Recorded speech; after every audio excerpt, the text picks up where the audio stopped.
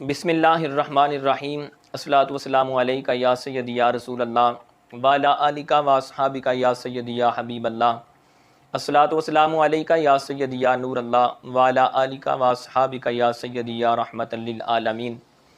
آج کا ہمارا سوال یہ ہے کہ کیا یہ بات درست ہے کہ بڑی عید پر عقیقہ کرنا چاہیں تو ساتھ عید کے دنوں میں ہونے والی قربانی بھی کرنا ہوگی؟ اگر عقیقہ کرنے والا قربانی نہیں کرتا تو اس کا عقیقہ بھی ادا نہیں ہوگا۔ کیا یہ بات صحیح اور درست ہے یا کہ یہ بات درست نہیں؟ آج کا ہمارا سوال یہ تھا۔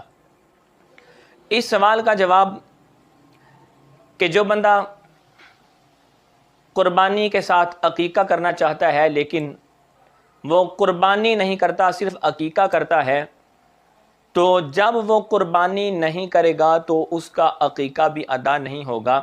یہ بات بالکل غلط ہے، یہ بات درست نہیں ہے۔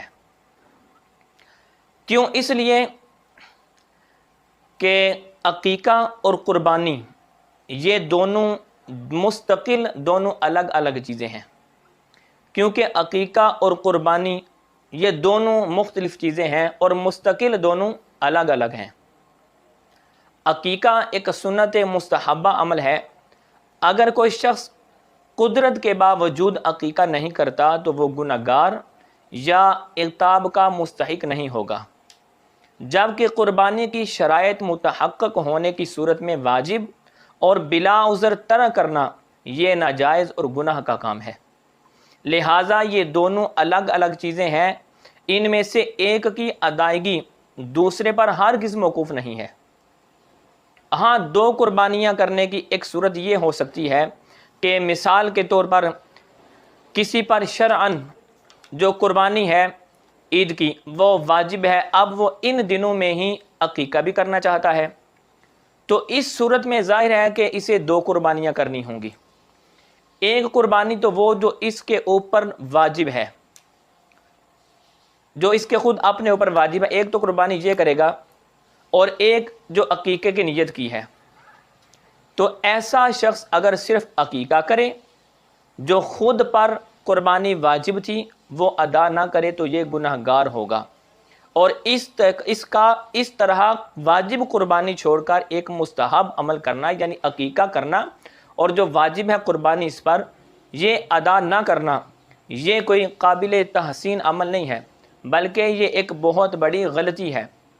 ہاں، یہاں یاد رکھیں کہ اس صورت میں بھی جو یہ عقیقہ ادا کر رہا ہے، یعنی قربانی کے دنوں میں بڑی عید پر کسی نے قربانی نہیں کی صاحب نصاب ہونے کے باوجود، لیکن صرف عقیقہ کر دیا، تو یہ جو مستحب عمل کر رہا ہے ایک واجب کو چھوڑ کر، یہ کوئی قابل تحسین عمل نہیں، اس لیے کہ جو واجب جو ضروری تھا اس کو چھوڑ رہا ہے اور جو ایک مستحب عمل ہے اس کو کر رہا ہے، لیکن اس صورت میں بھی اس کا عقیقہ بہرحال یہ ہو جائے گا۔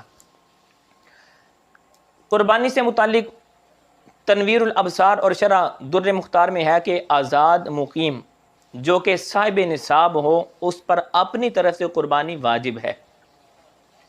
واجب قربانی کی بجائے دوسرے کی طرف سے نفلی قربانی کرنے والے کے متعلق صدر الشریعہ مفتی امجد علی اعظمی علیہ الرحمہ بہار شریعت کے اندر فرماتے ہیں کہ واجب کو ادا نہ کرنا اور دوسروں کی طرف سے نفل ادا کرنا یہ بہت بڑی غلطی ہے۔